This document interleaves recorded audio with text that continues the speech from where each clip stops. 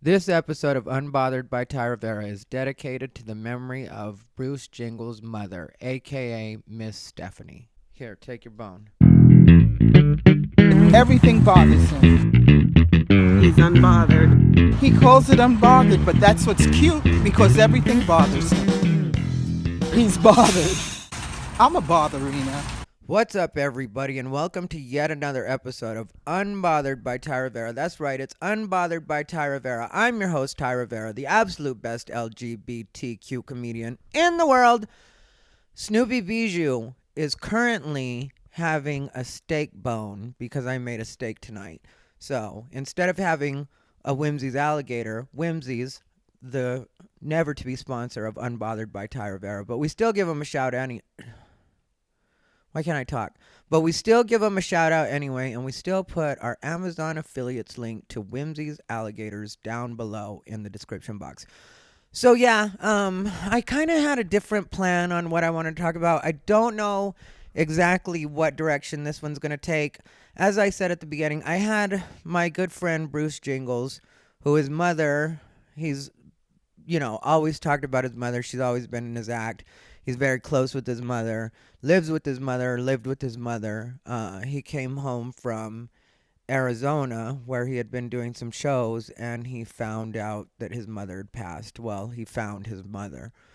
And then another friend of mine, an unbothered listener, a botherina, you could say, if I read correctly, Dylan Collins, had his mother pass away today as well. So when you think about things in that context, you really think your problems aren't that big, even if people have been getting on your nerves and there's stuff you want to talk about. It's like I get annoyed with certain things, mainly because when it comes to me and stand-up comedy, especially in this particular city, when I'm in Las Vegas, I want my influence to be a positive one. That's what I want. And a lot of what's happened in the last couple of months really has been people misreading my intentions. Like if you go back to the Brunchies couple and when I was getting into it with them, my original way that I messed up with them was I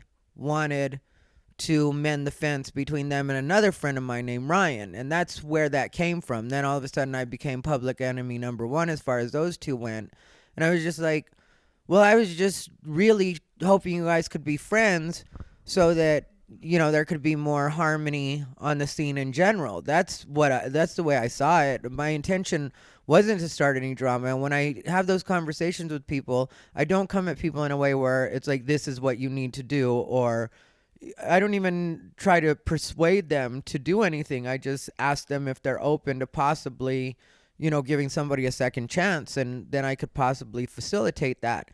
And that really was my intention with them. I have no reason to lie when it comes to that because there's nothing to lose no matter what when it comes to those two. They're a non-issue. And I don't mean that in a mean way, but they just don't affect anything. So, when that's your intention, and then a bunch of stuff starts because somebody's online bullying Latina that happens to be a mother and puts her arrest record on a public comedy group, where it's like those don't explain what's really going on, because charges aren't meant to tell stories. So it doesn't really explain what's going on, and I just felt like this woman should be able to live her life. And that's always my way of thinking about it. When I talked about my situation with Trix, that was from joke stealing, and that's something that we all agree. We all work off of intellectual property when it comes to stand-up. So if we're saying that that doesn't matter anymore, or that intellectual property isn't a thing that we're allowed to be protective of, I don't really know what stand-up comedy is supposed to be. I don't really know what honor system we've all been working off of all these years if it wasn't to avoid taking other people's jokes, or to make that a rule that people just don't take each other's jokes. And as I've said before, when it comes to me, I don't really have to worry about that as much as other people do, because I write new stuff all the time. There's always new stuff coming from me. So when I called it out, yeah, I was very frustrated because of my jokes in particular, but I also knew that that would make it easier for people moving forward, especially since Trix has the reputation for doing that.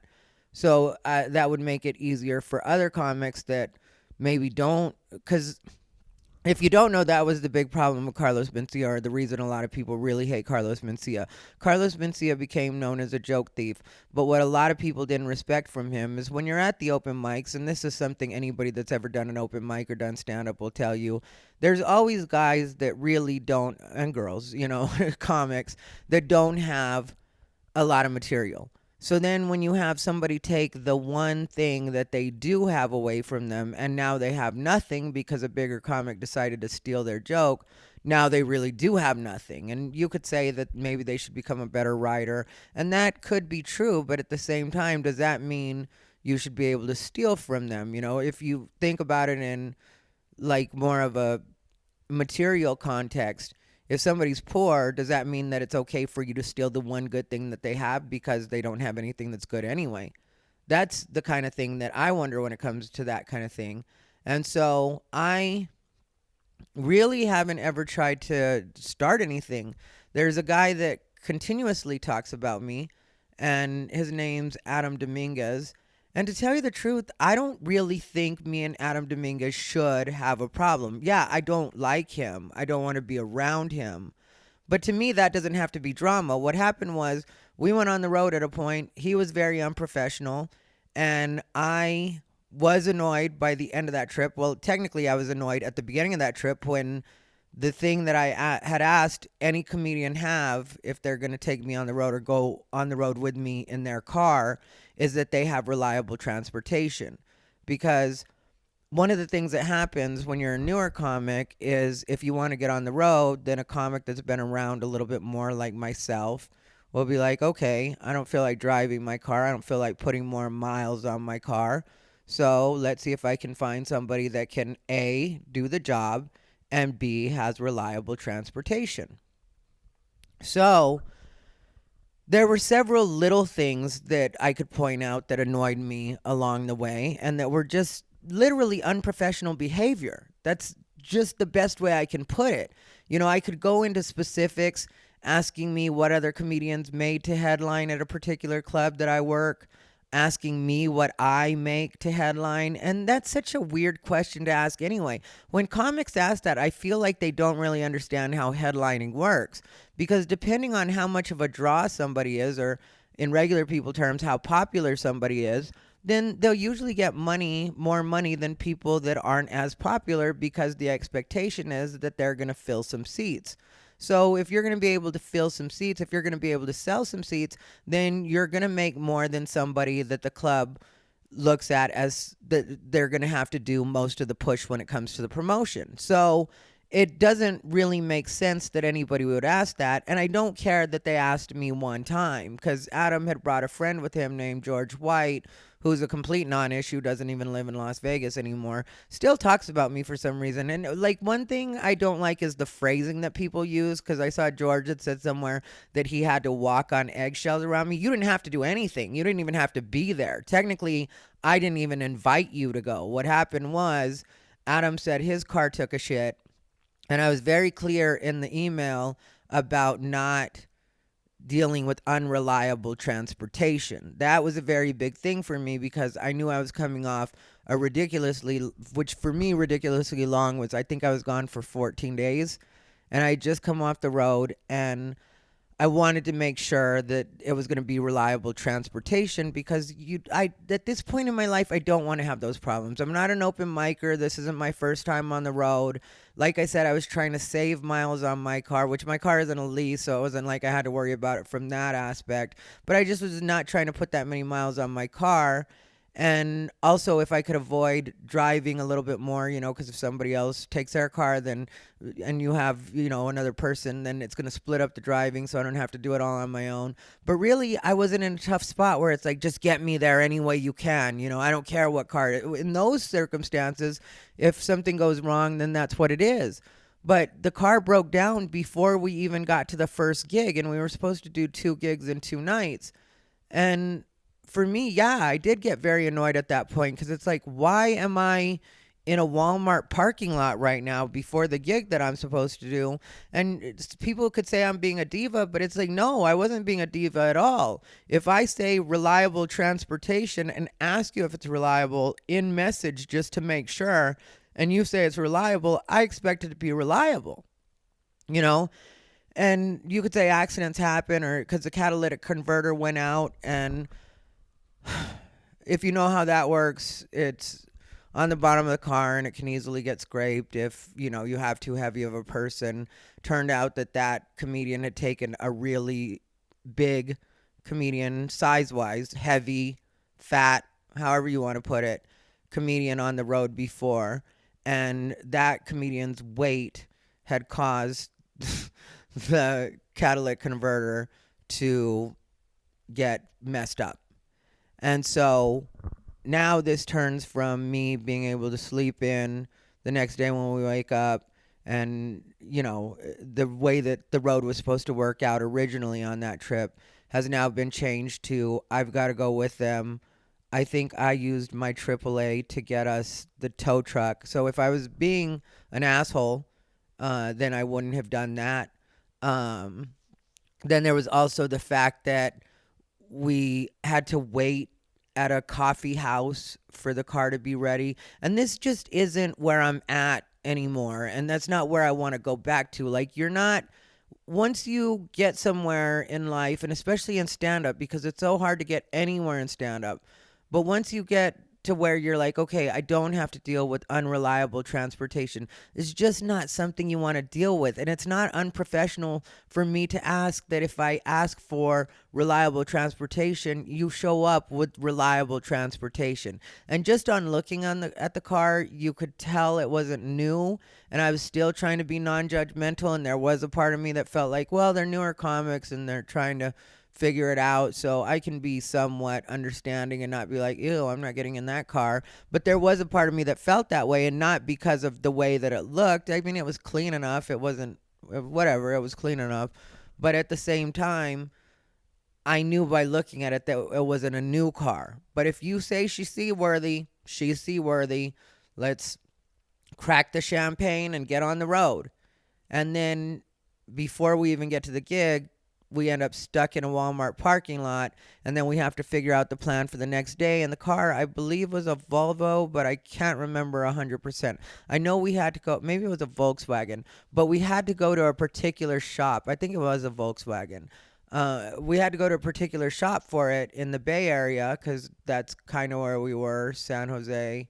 Yeah, so not necessarily the Bay, but, well, Sacramento, I believe, is where we were. And so, I was being a sport through all of this. Yeah, there were points where I was frustrated, but that's just because I felt like I was stuck in a nightmare situation.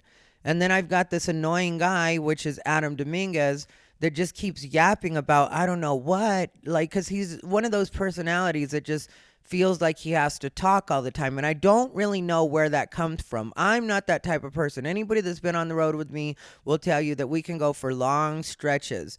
Not angry, just not talking. It's like I'm used to that. That's the kind of people I try to date. If I can be in a room with you and you're reading and I'm watching something on my computer or editing something or writing something, to me, that's a perfect relationship. If I can be left alone for a little while and we can stay out of each other's space, for me, that's the ideal situation. The people that have to yap all the time, I just don't understand. I feel like, why are you still talking?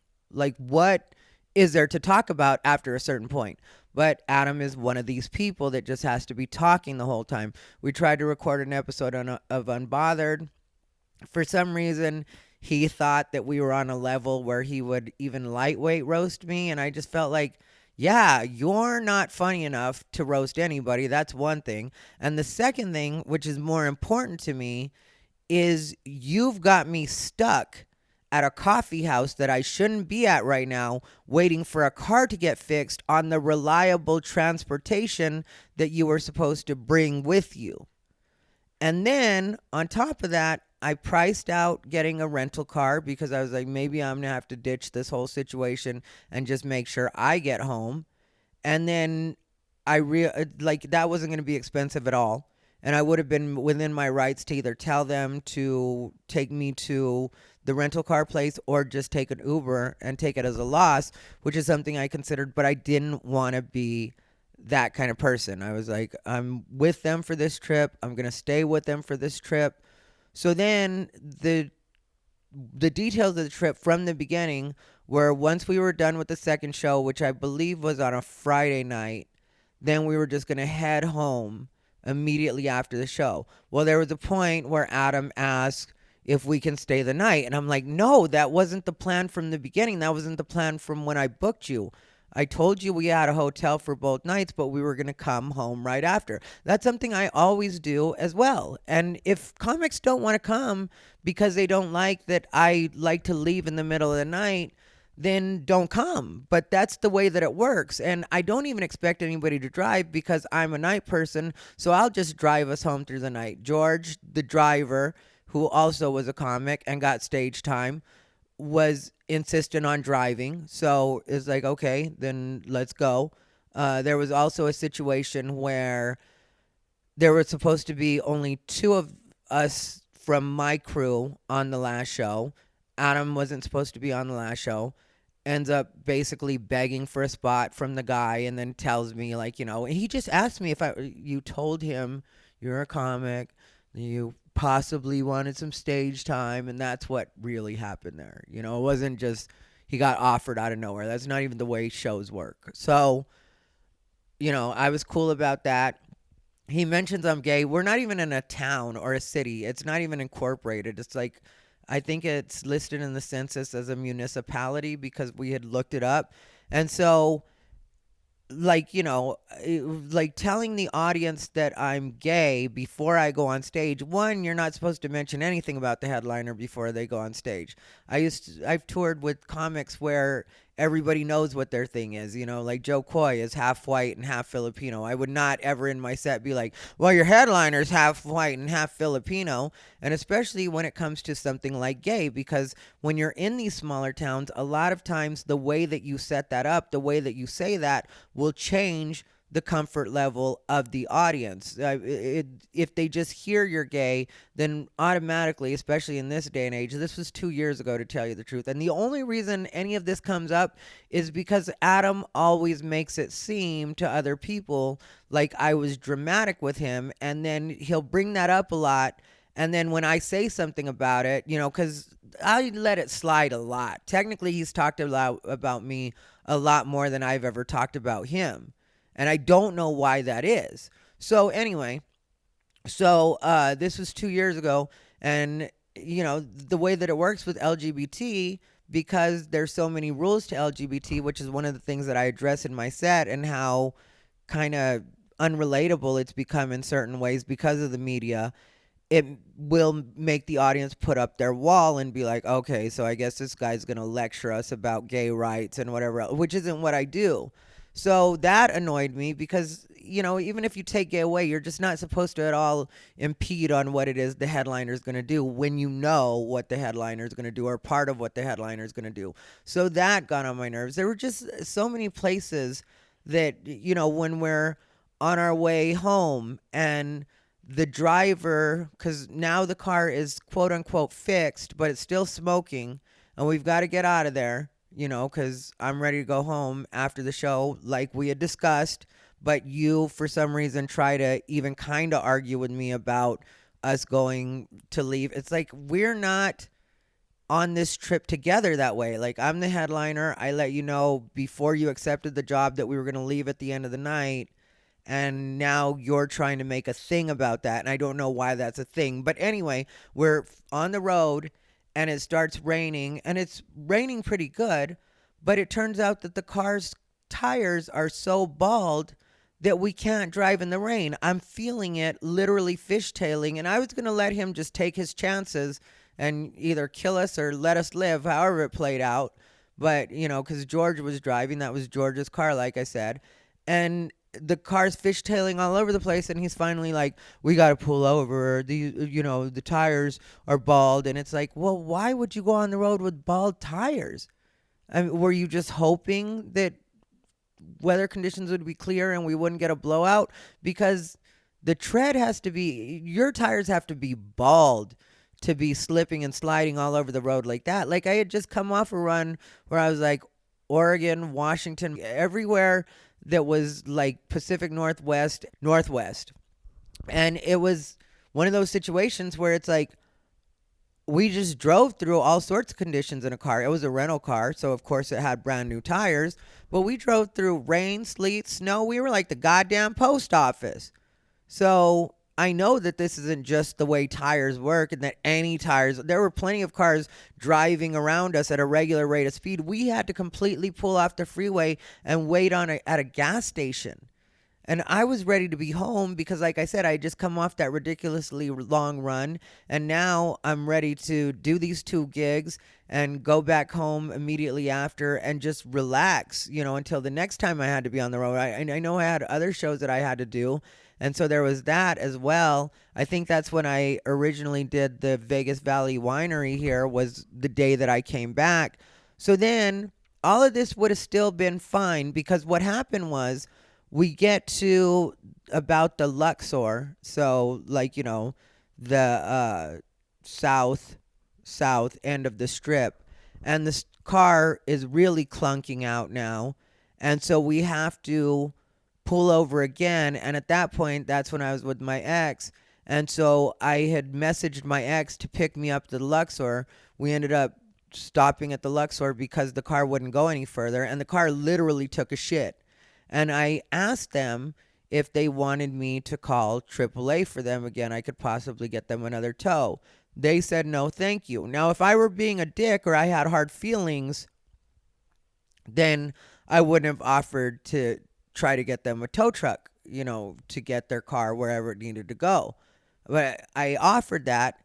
But then also I made sure that my ex at the time, my current, was on his way to pick me up, because at that point I felt like, yeah, I'm done being stuck. I'm not going to be stuck twice in 2 days, especially in the city that I'm actually supposed to be in, where I can have somebody pick me up. Like, this is as far as we need to go together. So just let me take off. So like I said, I made the offer though. Like, there's no hard feelings, but just I need to get out of here now. I'm done with this situation. And there was a point when this all first happened where I was in the bathroom of the hotel and I just lost it while I was talking to the guy that I was dating. And I didn't lose it at him in any way. I just was frustrated with the situation, because it's like, how is it I'm stuck in this position at this point in my life? And that's really the way I felt about it. But keep in mind, all of this could have just stayed personal and between us as far as I went. None of this had to be an issue. It could have just been like it just something that happened when we were on the road, and I would have been okay with that. Things happen when you're on the road. So then, like 2 days later, I get another call from a friend that has a podcast, and he was like, hey, I just want to give you the heads up. They talked about you on my podcast. And I was like, what did they say? And then I listened, and they misrepresented the situation. The two of them went on this podcast and made it sound like I was just mad at them for no reason. And I was just like, I said that, they had to walk on eggshells. And it's like, no, that's not what happened at all. You guys were continuously disrespectful while we were on the road and unprofessional. Now, take everything else out of it. Even if you just take it to, you were responsible for making sure we had reliable transportation, and the car ended up breaking down not once but twice, and us having to pull off on the side of the freeway because the tires were too bald to be in rainy conditions. All of that right there is putting me in a bad enough position. So how is it you have the nerve to be mad at me about anything? Why would you think that makes any kind of sense at all? I mean, like, I didn't do anything abusive with either of them. Technically, on the way home, when it was Adam asleep in the back and it was just me and George, I explained to him what it was that was so frustrating and the different ways that they can correct it for the next time they go on the road. if I wasn't trying to be helpful, I wouldn't have told him that. And I didn't tell him in a scolding way at all. When I talked to George about that, it was very low tone. And at that point, I was decompressing and just like, these are the things that you have to know and the reasons that sometimes comics will make certain requests. And then people will later complain that headliners don't like to take different people on the road. But then this is the reason that people don't like to take other people on the road or new people on the road. Because when you do that and then you end up suffering a punishment from it, there's no incentive anymore to take anybody on the road. At that point, I feel like, well, I might as well just take or use local talent and let the club book or let the booker pick somebody. And then this is out of my hands and it's not something I have to think about anymore. But every time my name gets brought up and Adam has a chance to quote unquote throw me under the bus, there he is. Thai Rivera's dramatic. No, me and you didn't have any drama. We didn't have any drama. You were unprofessional. I addressed that with you like anybody you're working for or working with is going to. And then I was nice to you on the way out, and I would have continued to be nice to you had you not gone on a podcast and tried to misrepresent it and make it seem like I was just being unreasonable the entire trip. There was nothing unreasonable about my behavior, and the main reason that there was nothing unreasonable about my behavior was because I just wanted to knock that trip out. I was going to try to put more gigs with that particular 2 shows that we were doing, but at last minute, I decided not to because I was like, I just have been on the road so much and I just want to go bang this out and go back home and relax. And I knew that I had other stuff coming up. I had China coming up. You know, that was like maybe a week or 2 before I left for China that time. So for me, I feel like I had enough that I was being forgiving about. And then not only did you go on a podcast, but now 2 years later, you still bring it up like it was just some kind of drama, and you haven't learned that you really did mess up in that particular situation. And there's nothing wrong.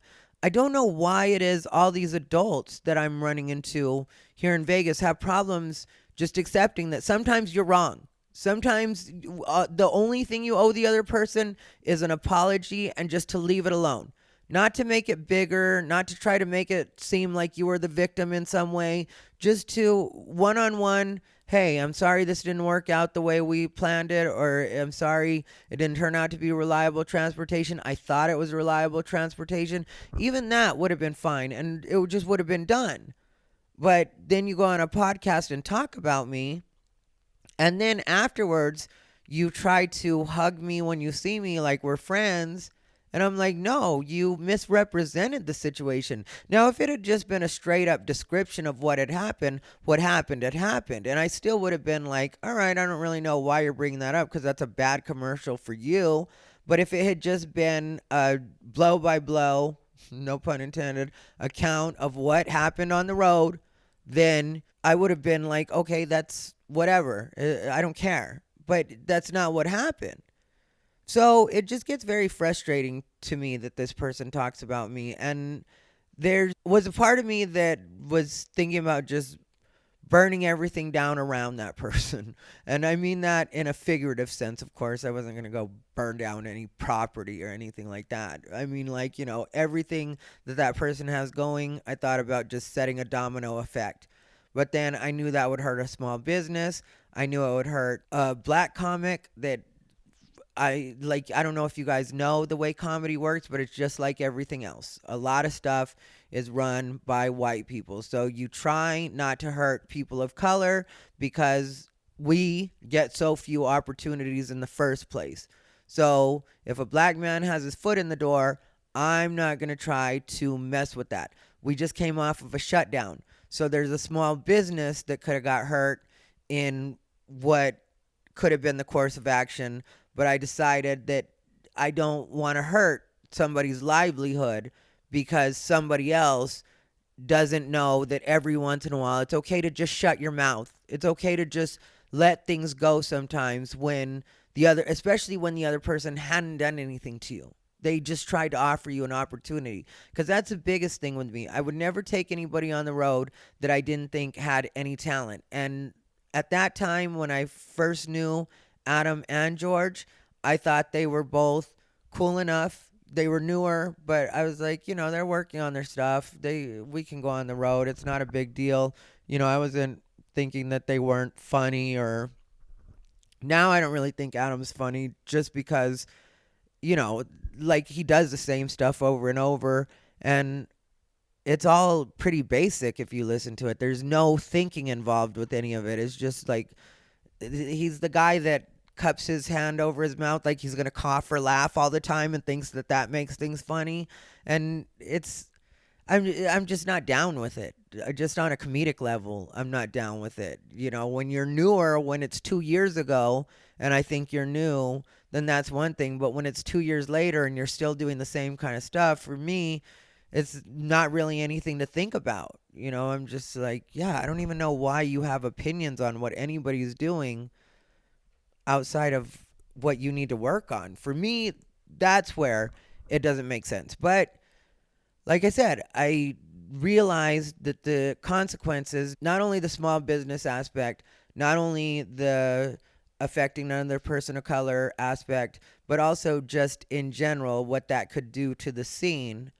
I didn't want to have that on my conscience, and I didn't want the karma that went with that. So I just went ahead and decided to drop that. But the person that I was addressing last week in my post, I ended up talking to them through text, the one that I referred to as the leader, the person that tries to be a leader. And I will keep that somewhat confidential because I feel like that was the spirit that the conversation was held in. So I won't go too far into that, but I just will say that, there was a point where, because, what happened was with all this stuff that's coming up, Adam decided to say something. He was working with the guy that I refer to as the leader, or the guy that tries to be the leader, who he says he's not trying to be a leader. So I'm going to take him at his word. But, there was this stuff happening where Adam decided to try to throw me under the bus in a public way, and then the leader commented on it. And then I had also heard, like, shortly after this, because I was going to leave that alone, but then I heard shortly after it that the leader was talking about Jack Slammy, which, if you don't know Jack Slammy, he's the one that really runs Chanclas, and he's the one who introduced me there. And I am very protective of Jack Slammy, not only because he's a good guy, but also when everybody else was afraid to do comedy, he was trying his best to make sure that he had a place for us. And that's how Chanclas became such a home for me, was during the shutdown. As soon as we were allowed to do anything, they just right away let us start having shows again. And so that's why you guys saw me performing on different things. Was a lot of that was because of Jack Slammy. And I think that overall, what Jack Slammy does for not only the comedy scene here in Las Vegas, but people of color in comedy, he's, I mentioned it a couple weeks ago, he's had a gay Mexican, 2 black men headline, 1 black woman, and a little person. If that's not diversity, I don't know what is. And nobody else, nothing against anybody, but nobody else on this scene is giving people of color chances to headline like that. Jack takes chances, and I really respect and appreciate and love Jack. He's an actual friend to me. When the shutdown was happening, we leaned on each other a little bit, and we went out and did some stuff together because the rest of the world was shut down, and he's single and I'm single, and it was like, all right, well, let's, maybe go out and have a drink one of the places that's open. Or, we became close over the shutdown, especially. Before that, we were cool. We were very cool. But we became close over the shutdown. So when I hear you're talking about him, and the leader has said, just so everybody knows, he has said that he has not said anything bad about Jack Slammy, which is contrary to things I've heard, because I ended up hearing from a couple reliable sources, which I addressed with him, and that's the reason I got upset, was because it was people that I actually trust not to just be telling stories. And I'm going to, like I said, take him at his word. That doesn't mean I think the people that were telling me were lying at all. I'm just willing to say, all right, let's just drop it. Which is pretty well where we left it between the two of us, was just to go ahead and drop it. But, he says that he wasn't talking about Jack, and he says he doesn't talk about anybody, but I personally have heard him talk about another friend of mine. And when it comes to that particular friend, I understand that different people have different relationships with other people, and that's something I 100% get. But when it comes to you, because of your personal experiences with somebody, deciding that nobody should work with that person and trying to make it harder for that person to book people or for people to get booked by that person, that's where it becomes a problem. Because like I said, everything I've said about Adam Dominguez is true, and I've kept it to myself for the most part for the last 2 years. And that's because I really did feel like my voice is louder than his. So I didn't, even after he did his podcast about me, I technically went on the same podcast like a week later, and we talked about the whole situation and the way it went down. I want to say it was like 2 hours that we recorded. And then I asked the person that runs the podcast, Freddie Correa is his name. Thanks for the invite is the name of the podcast. I just did it again not too long ago. That time I did it like 2 or 3 weeks ago. If you listen to that episode, that was like a makeup for the one that we did back then, where we recorded for over 2 hours. I know that. And then I asked him not to post it, and because we're good friends, he didn't post it. So I've been aware of that. There was a point where Adam, sent me a response to something I posted on Instagram, and it was like a like emoji or something like that. And I forgot he was on my Instagram, and I was very clear with him, like, no, don't react to my shit. I don't even know why you're still here. I don't know why you're on my Instagram or why we're still friends on Instagram, because after you talk about somebody, like, I'm not like that with people. If I don't like somebody, one, I don't talk about them, and two, I wouldn't talk about them and then expect to pretend to be friends afterward. Like, I want no part of that. I already know what kind of person you are. I've seen the real you, and I've seen that by the things you said, your intention was to at least slander me a little bit, and I don't want to be a person that is prone to trying to slander others, especially if the other is me. So at that point, I feel like, all right, I don't really know how you think I'm supposed to respond to this, but that's not the way this is going to work out. And we had a back and forth back then, and I just laid it out for him again, and it's like he's thick in the head and doesn't get that. Like I said, sometimes it's okay to just accept that you messed up. Like, just leave it alone. Stop trying to make it seem like in some way you're being victimized. You're not being victimized. And drama would have been if I had posted those interactions that we had on social media and been like, this person is hitting me up. I didn't do that at all. I handled that situation between the two of us. I was on the road. I messaged with him back and forth, and then I let it go. I didn't make a big situation of it, even that time. So then another time he's trying to talk to me at South Point and basically apologize to me. And I'm not really feeling the apology, because he's not really apologizing. He's instead trying to justify the behavior and telling me why he did what he did. And people don't get, when that happens, I don't care why you did what you did. Just stay away from me. Just let's not be friends. But I half-assed took his apology. I was like, okay, whatever. I was trying to be the bigger person and just be like, all right, cool. And then he starts talking about me again a while later. And I'm like, I don't understand that thinking. Like, I don't know where these people were raised that this is the way that they think you deal with other people. Like, the way it works for me is if I don't get along with you, we're not cool, then I just stop talking to you, and that should be the end of it. You don't bug me, I don't bug you. We stay on our own sides of the world. So then the other day when I called him out, because, if the leader is acting like Mr. Professional over there and I don't want drama, well, don't mention me in any way, publicly, privately. If you ever have anything you want to ask me, you ever have anything you want to say to me, just hit me up one-on-one. You have my number. I know he has my number because we had texted before. Technically, he's booked me for a couple of things before. I don't work with him all the time or work for him all the time and didn't work for him all the time.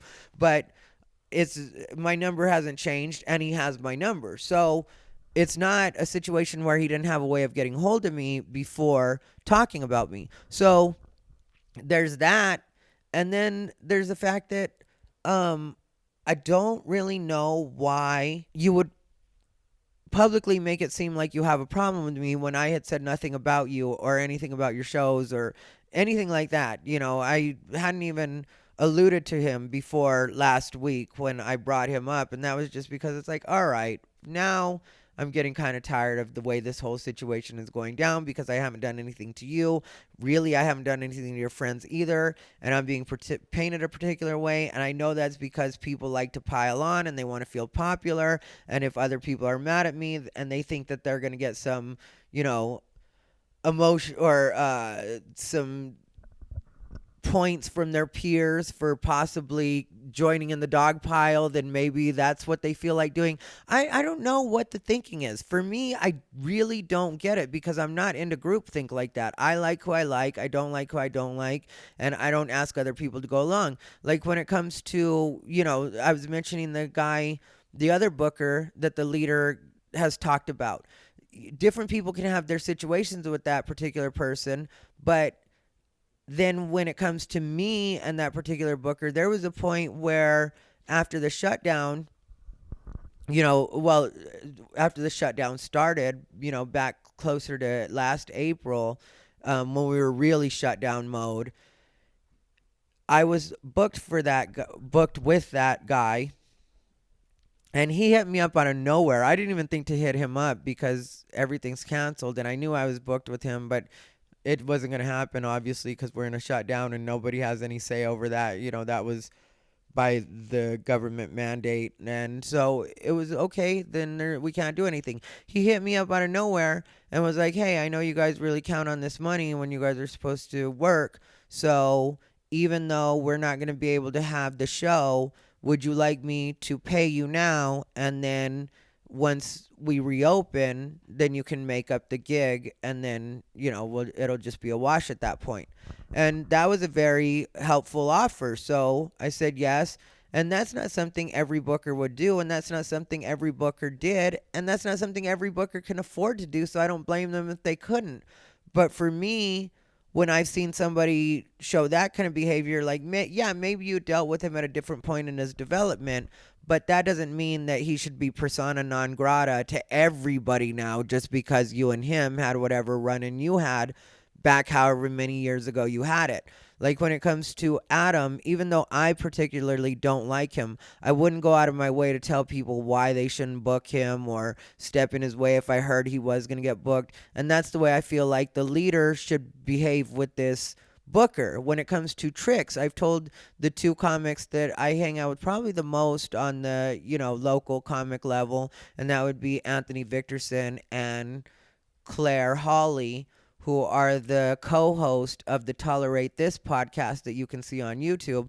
I've told them, and they're the people that I talk the most, that if they decided to work for Tricks, that's not something I would hold against them. Because, I have my feelings against Tricks, but I'm not going to stop my friends from growing if they have an opportunity to get more work. So if I feel that way, then I don't really feel like a lot of people should be holding grudges. I feel like people should be more willing to forgive because, and maybe not forgive, that's not the probably the right word that I'm trying to use, because forgive, I guess, is asking somebody for a lot. So I can agree, maybe not forgive, but at least to have a live and let live attitude and just kind of let bygones be bygones, because right now is for me, it's a very fertile time here in Las Vegas because a lot of stuff is coming back and we're going to see what goes what way. But at the same time, there's going to be a lot of opportunity coming up. So we can all fight each other and we can be worried about things that don't matter, or we can work together as good as we possibly can, or we can ignore each other as much as we possibly can so that we can all just build what we have to build and mind our own business. That's really what it comes down to. When it comes to Adam, when it comes to the leader, when it comes to any of these, and I know he doesn't want to be called the leader, or he says he's not a leader, and I'm not saying that to be antagonistic in any way. It's just I'm trying not to put his name out there just because, I'm trying to respect that we pretty much, as far as I go, we called it a truce over text message earlier tonight. and we'll talk when we see each other, but I don't feel like there's anything pressing that we need to talk about right away. But I feel like in the spirit of respecting the fact that we're at a truce, rather than mentioning his name and making it seem like I'm trying to throw him under the bus, because I'm really not. I really do think that he's important, and I think he provides opportunities for comedians, especially open mic comedians, because he runs shows that are part show and part open mic in a lot of cases. And like I said, I've worked for him before, so I'm really not trying to hurt him or what he's doing, because I really do think that he is important. But don't start getting in the way of other people, because we really should be, at the very least, ignoring each other. If we can't get along, if we can't be cool, then let's, at the very least, let each other do our thing. Because I really want to grow. That's what I want. I want things to get better, and I want everything to elevate. I'm not at all worried about anybody in the way of, when it comes to competition in any particular way. Not only am I not worried about competition, I'm creating the competition, because for me, the best thing that I could possibly have are people around me that are doing well, people around me that are funny, people that inspire me, people that push me to work, even if their only way of pushing me to work is by watching what it is they're doing. I mean, you watch people and you get inspired, and then that makes you want to work harder because you see how hard everybody around you is working, and that's what I want. And that's what I want my influence to be in return to these people, is to show them, like, because they see me and they're like, well, he's been around for a while and he still shows up at the open mics and he's still working on new material, and I'll still pull people aside and tell them things I think that might help their performance or might help their jokes, or places that I think, like, just as far as the technical, if you're not holding the mic in the right position, or you're not thinking about mic positioning, or the stuff that I can help out with, because I really do love what I do. Stand-up is my favorite thing in the world, and has been for most of my life, even at points when I didn't really have a chance to pay attention to it because I was doing other things. It's always been an important part of my life. So when it comes to that, I really would like to see the people around me grow. I would like to see everybody do better, and I would like to see people accomplish a lot of what it is they want to accomplish on the scene. And if I can help people get on the road in different situations, sometimes I threaten, like, I'll never work with anybody new again. And then, I end up meeting somebody that I'm like, it's like falling in love. You know what I mean? Like, you tell yourself sometimes after a heartbreak, I'll never love again. I'll never. And then next thing you know, you're in love and you're like, oh, we're dating. We're checking out how it goes. Same with comedy. You get like, I'll never help anybody again. And then you see somebody and you get inspired, and you're like, well, they're working hard, and I'm going to go ahead and see if I could maybe help them grow a little bit, and then we'll work our way from there. So for me, like, I don't see a reason for a lot of hard feelings, and I'm not going to hold on to those. I've decided that I'm not going to let other people be in charge of that. And that's the real lesson in this, because like I said, there was a point where I felt like burning everything down, and now I've decided that rather than burn everything down, I'm going to elevate everything that's immediately around me. So at the very least, anything that decides to stay down there stays down there, and we elevate. That's what I'm going to do, instead of the opposite, which would be to feed into the negativity, because there's got to come a point, whether anybody wants to allow it or not, where I just have to get out and do what it is I'm supposed to do, and not worry about any of this petty arguing and fighting. And the people that say I'm dramatic can continue to talk about me while I haven't said anything about them until I absolutely had to. Like with this, I really didn't even want to talk about this now. Like, it just wasn't what my focus was going to be.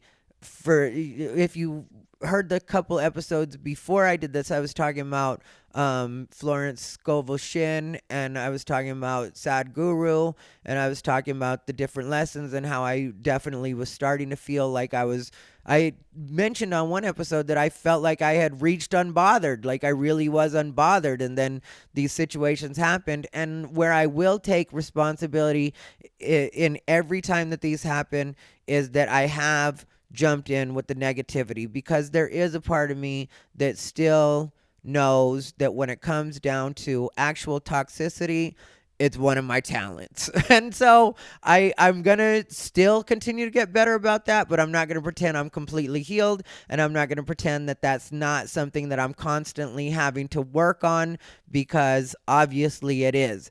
And every once in a while, I feel like let's just go balls to the wall and see what it looks like to completely ruin somebody's life. And then I get like, you know what?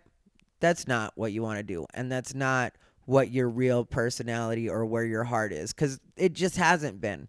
Like, one day we can talk a little bit more about that. But the core of me really likes to see people get ahead and likes to watch things grow. And that's why I'm always trying to help things grow. And that's why I'm big on the play your position mentality. When I say that people should play their positions, that's me included. Like, I like to play my position. So if I can help somebody get somewhere, then I feel like that's my position. If I can help one of the headliners that I work with, get even further or sell more merch or whatever it is I can do to help is what I do. I'm not a person that's all about me all the time, even though some people have this picture of me, but nobody that knows me really has that picture. So I guess what I'm saying is, no matter what happens around me, I'm just going to work on being more zen and not giving into it. So if that doesn't excite you for the next couple episodes, then I don't mind you dropping off. I am still going to release the episode where I talk about what happened with Jimmy Kimmel's sister, but that's because that episode has been recorded for, 3 weeks now. I just need to edit, because half of it's on one recording and then half of it's on another, because I had started to talk about it in the Tricks episode, but that episode was going to end up being 2 hours, and I was like, nobody wants to hear this voice for 2 hours, especially not me. So, I'm just going to let things progress however they progress. I've got an interview coming up that I think people are going to be very interested in. Some people are going to be upset, but it is what it is. I'm going to release that probably by Friday. I might make it next Wednesdays, but I don't know. We'll see how this goes. But let me know what you think down below in the comments. I know I didn't mention it sooner, but I'm going to mention it now. Karla's Homemade Salsa. If you get a chance, hit her up. There'll be the link. Karla's Homemade Salsa is an official sponsor, and we'll be getting mentions closer to the beginning of the podcast from here on out. Sorry, Karla. This time I just mentioned it at the end because I had gotten wrapped up in talking about everything else. My heart truly does go up to my friends that right now are dealing with their losses. And I know a lot of people are dealing with a lot of losses. So my heart goes out to all of you. Please take care of yourselves. And please, whatever you do, stay unbothered.